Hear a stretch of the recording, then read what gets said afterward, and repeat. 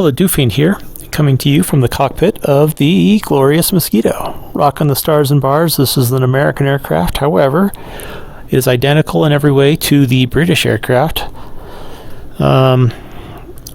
Here I am. I am on a hot start here on the runway, ready to take off. All of my engines are all up to warmth and pressures. T's and P's look good.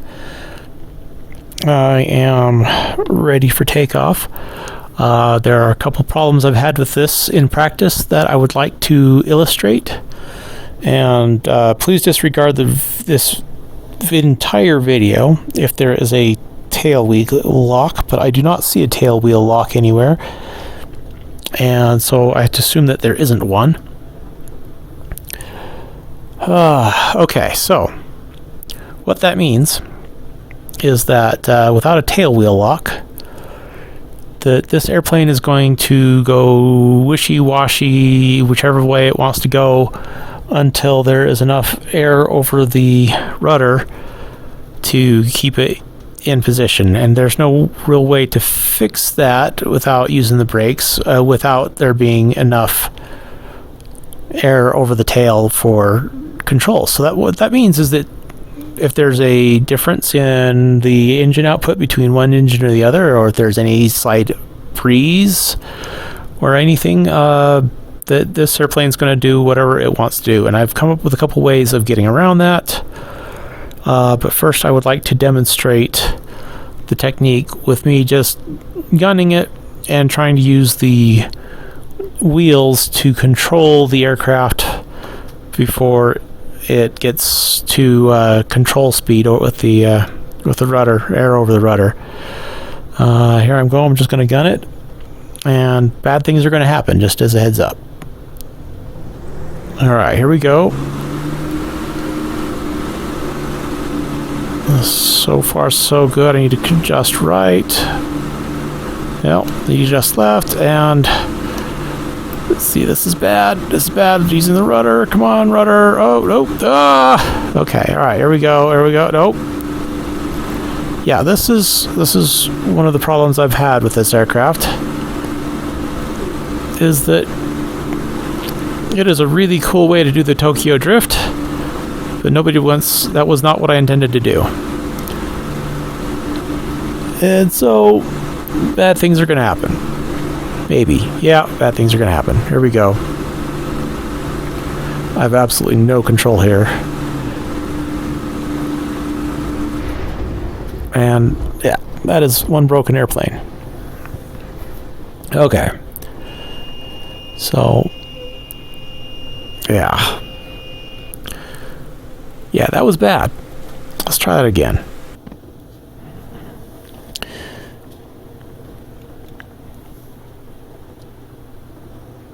Okay, so first thing I'm going to do, I'm going to set some right hand aileron trim. I'm going to set some nose down trim to about there. The rudder trim is already set. What I am going to try to do is I'm going to try to taxi straight down the runway and slowly bring my speed up until I've got control over the rudder with aerodynamic control.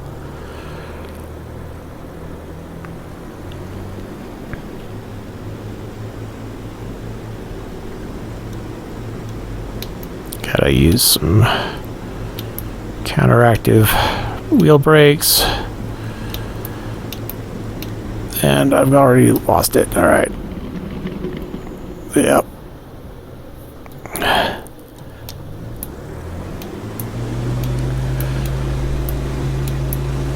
So I need to get myself back on the runway. All right.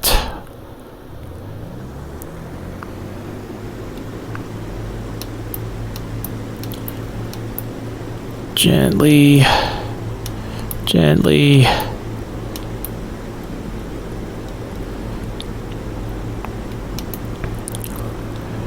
Alright, I'm going to advance the throttles a little bit, see if I can get to that point where my inertia will take over and then the aerodynamics will take over.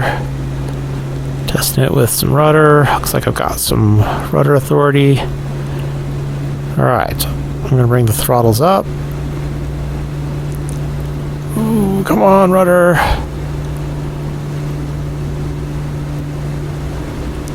Let's see if I can save this.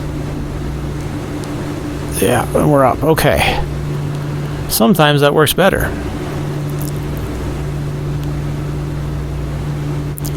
Okay, so there's a lock on the landing gear. Use that to go up. I've got it bound to the HOTAS.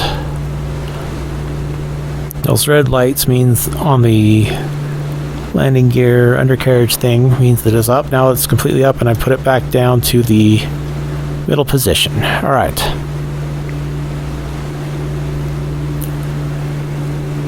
Alright, so I am running at about 12 pounds of boost, which is about right for what I think this plane should be for climbing and cruising and whatnot. There's more room on the throttle, but this should be good for right now.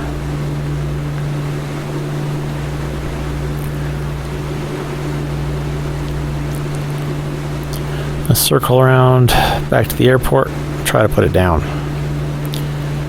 Now again with the landing, just like with the takeoff, once you lose that rudder authority, there's really nothing keeping this thing from going and spinning around or sliding off the runway. It's kind of tricky that way, and hopefully I am wrong and somewhere there is a tail wheel lock.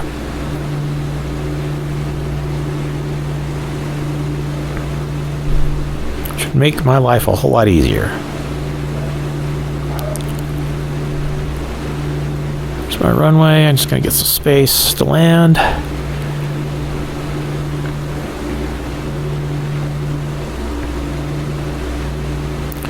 See, 200, almost too much, 257, 258, 260. All right, that's my airspeed in miles per hour.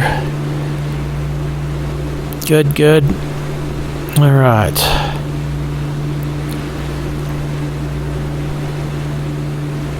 Gotta put the rudder trim back to 0. See what that does for my turn and slip.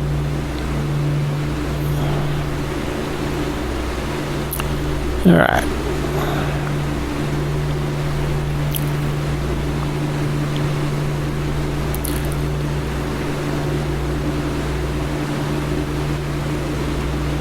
Wow, I'm descending like mad. I don't want to do that just yet. All right. But my VSI is hidden behind the gun sight, so it's alarming sometimes. Yeah.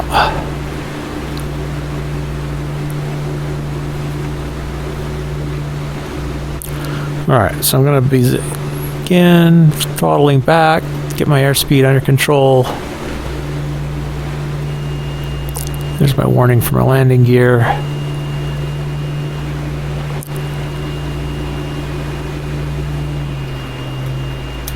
Alright, landing gear down. I'm going to put my flaps down. Now there's a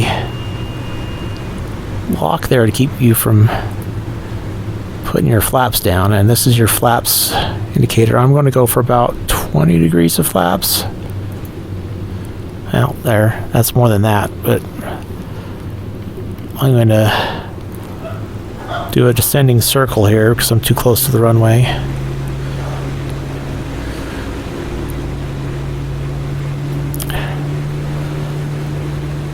But this should allow me to keep my speed under control. I've got 27 degrees of flaps, it looks like. Still descending. All right.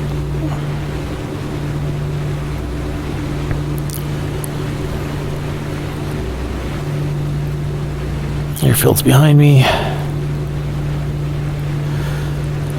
Speed's a little high for what I want. 140, you're definitely flying. 100, you're falling out of the air. All right. So there's my runway. I got sight of it.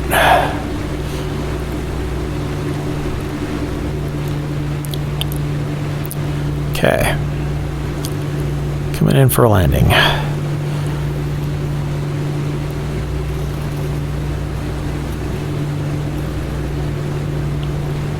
Airspeed a little high. I'm bringing back the throttles. I am a little high still.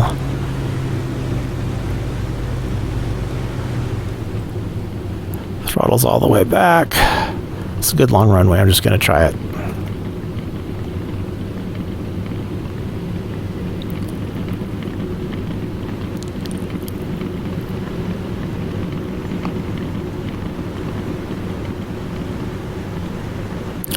Airspeed 110.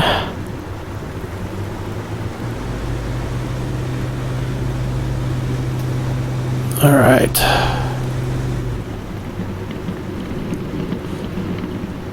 Oh. And I am all kinds of weird. All right. Whatever.